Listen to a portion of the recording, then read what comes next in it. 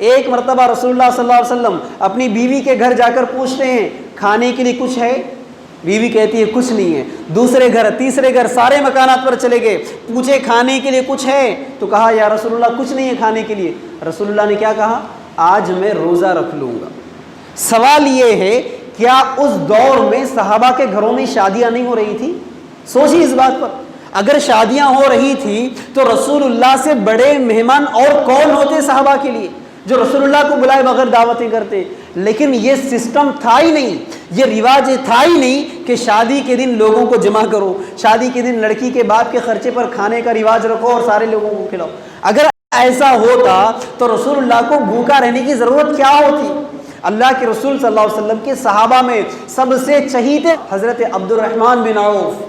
عبد الرحمن بن عوف رضی اللہ تعالیٰ عنہ نکاح کر رہے ہیں۔ کہاں ہیں عبد الرحمن؟ مدینے میں۔ رسول اللہ کہاں ہیں؟ مدینے میں۔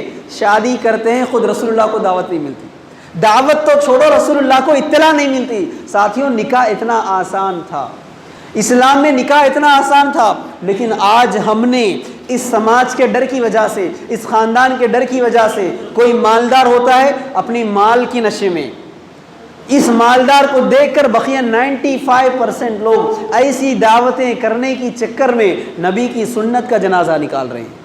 لیکن ان سے بڑے مجرم تو وہ ہے، اس بات پہ غور کیجئے، جو اس طرح کر رہا ہے وہ تو مجرم ہے ہی، لیکن ان سے بڑے مجرم وہ ہے جو ایسی دعوتوں میں شرکت کر کے پیٹ بھر کھانا کھا کر مبارکبادی دے کر آتے ہیں۔ یہ سب سے بڑے مجرم ہیں۔